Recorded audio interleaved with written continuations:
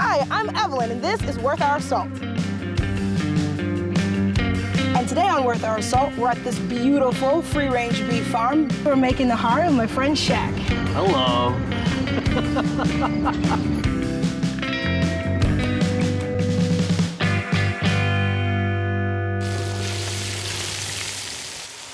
So what is the history behind what we're making?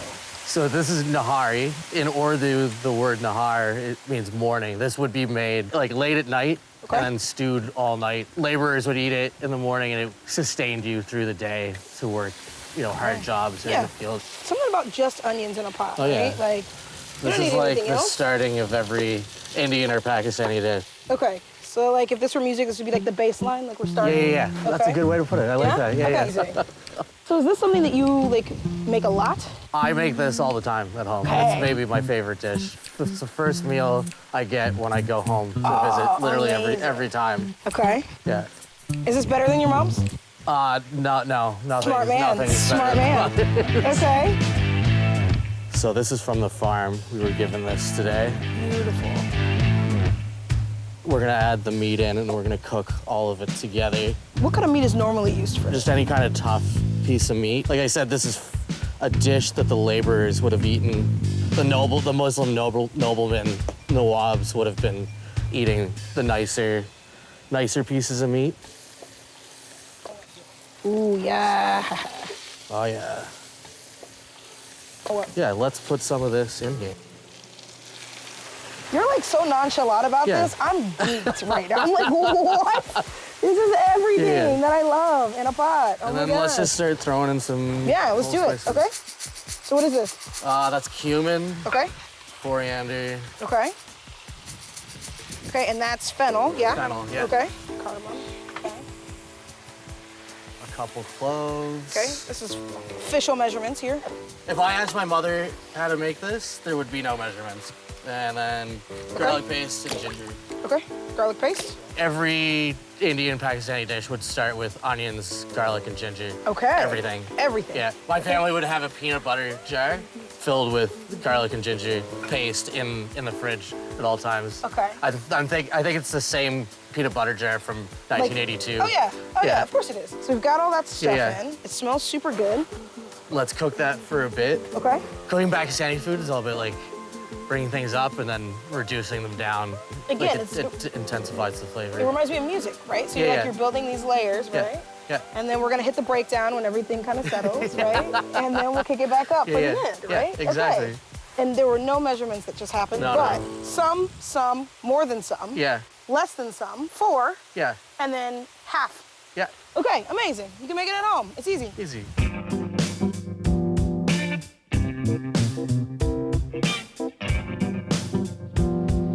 You see how it's kind of sticking to the bottom too? Oh yeah. That's always good. That's what you want, That's all the good stuff. But you have a giant bowl of bones over here. Bone marrow, All right, so talk to me about this. We're gonna put these in before we add a bunch of water to stew this down for a long time. Right, and then the stuff on the inside is what you get like at a fancy restaurant. Yeah, exactly. Okay. At the end of it, we're gonna remove the marrow from the bones and add just the marrow back in. Okay. This meat is really great, and it's from here. It's from here, yeah. Okay. I think they have Highland cattle, I was told. Okay, so. There may be some cows later. Yeah. Let's add a bunch of water, bring it to a boil, and then we'll turn it down. Okay. So traditionally, this would cook for how many hours? Several. I love it. I love that you're able to like kind of make this for your friends here who may be from here or maybe from other places who don't have access to it. Right. Right, because you're not finding this on a menu anywhere here. No. It's not here. Like my Nihari is different from my mom's. My mom's is different from my auntie. Yeah. You know what I mean?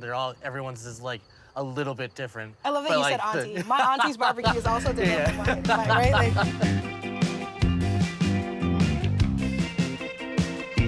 all right, so before we open this up and take a stir and a taste, obviously we're somewhere different.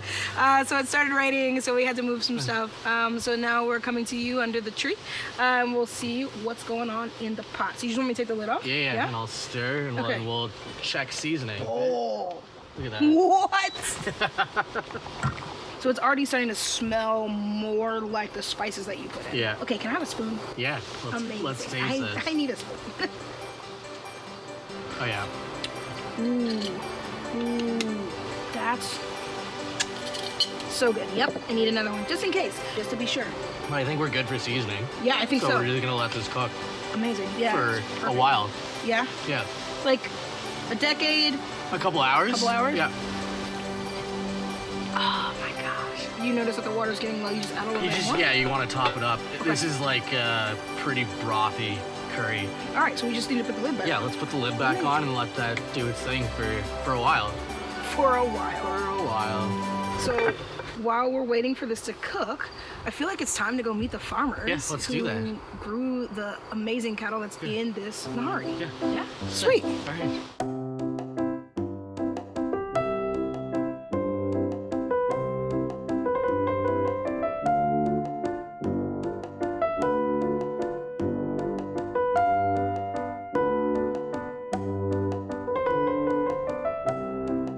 All the land you can see around here was part of my grandfather's farm, and so my father took part of that. Right. So I've been here all my life, and then we started this farm after my father passed away, and so we're an intergenerational family farm. Very cool. And our pastures are fertilized except for what the cows do, and we don't use any sprays or pesticides on the land. Another new baby, not going to be outdone. No. No. Yeah. Just a couple hours old, this one. Unreal. As you see, the cows birth in the field, and all the cattle that we raise stay on the land with their mothers, right? And so you've got generations of cattle, except for the ones, of course, that we harvest. You know, I think they're a pretty happy herd. Oh, yeah. We're pretty happy, and they all have names. We just named the new baby this morning Kelly in honor of Amazing. somebody who's visiting. You must get attached to the animals. Like, how do you feel about the end process when you have it on the table? Like, I feel good Yeah. because I know that the beef has had a really good life. Yeah. And if you're going to eat beef, Yeah. why not know who, Where it came from. Yeah, who Yeah. raised it. yeah, For sure, yeah, for yeah. sure. So, Yeah. And then what kind of cows are these? Mixed breed. Mixed breed. We have some Highland, some are crossed with Angus. yeah, we started with Highlands thinking that they were really cool and, and Scottish there. Yeah. But, it's nice to have a mix. What are we eating today? I think it's Angus, isn't it, Sheldon? Yeah. Okay. Yeah. Well, this is beautiful. This is a beautiful place. Yeah. Thank you so much for letting us come. Yeah. Thanks. for having It's a joy to have you here and to share our passion.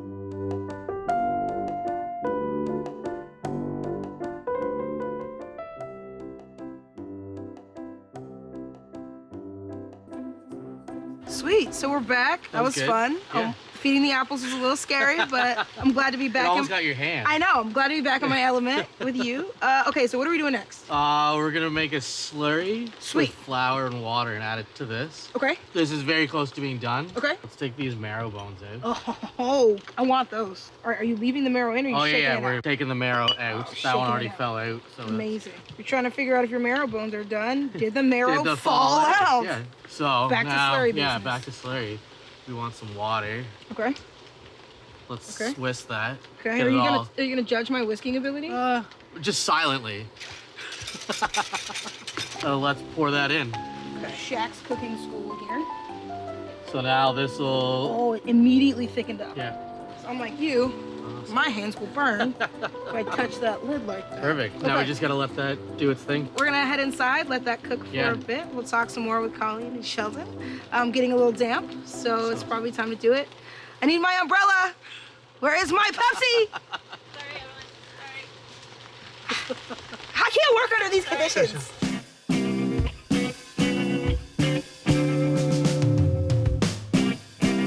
Amazing. So we're here in Rule's wonderful home, and thank you so much for inviting us inside, giving us a reprieve from the chilly weather and the rain a little bit. So I just want to chat a little bit about the impact of investment in farming and youth in farming and things like that. Well, it's essential that somebody take over the production of food. It's a lot of work and a big investment of time. And you don't get a lot of return, but But you it's get a life. satisfaction out of it. Yeah. The only reason we did pick up farming again was there was an interest in living a more authentic lifestyle.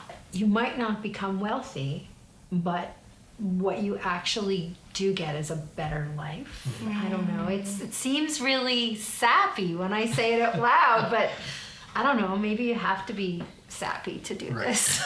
I think so. Yeah, it is a lot of work. It takes a lot of time to put up the feed and look after the animals and clean the barns and look after the fence and everything that it takes. Yeah. But Also, you come in from the field after a birth and you're just beaming. You look Yeah. like a 10-year-old boy. It's like, and it's not just the cattle too. I mean, we have a garden that's rich and abundant. Right. We grow all our own food for the most part. So it's about everything in balance, really. And my donkeys are just there for loving. So. When you go into the garden, I don't spray in my garden because I feel if the bugs can live, so can I. I plant extra for the birds, I plant extra for the bugs because why not? And then I share with surplus, I share that back to the community. I don't know, I think there is an abundance when you live this way. You always have more than you need. So what are we doing next? We're gonna do a plate of all the garnishes that go on top. And so how do these garnishes differ from like what your mom's garnishes? These are, my mom actually fries the onions. Oh.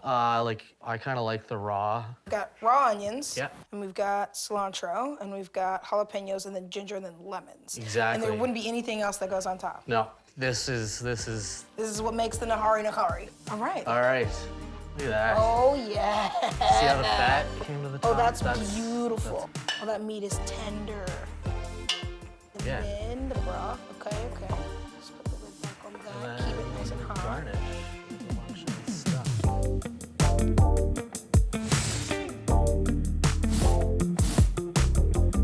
Looks great. Ginger? It is, yeah. Add how many chilies as you want. And lemon. Yeah, and then just squeeze the lemon over All top. right. Cheers. Oh, yeah. Cheers. Absolutely. All right. Thank you for having us. Thank you so much for Cheers. having us. Awesome.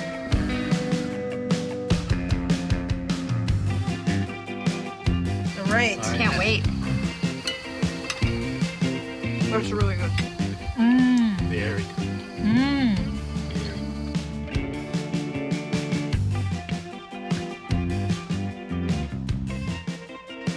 And this is your mom's naan, right, Shaq? Yeah. So good. My mom's name is Serene. I went home last weekend. She made it just for the production. Brought it back. Oh, amazing.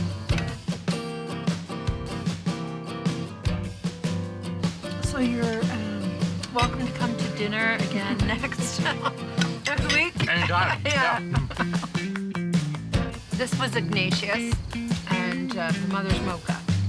Okay. Well, for me, I feel like I just taste the love, you know? the raising, and then, of course, Shaq, like, beautifully putting this together. I hope it did your animal proud. oh, I think yeah. so, yeah. Yeah. It's delicious. I don't know, I think you need to go back.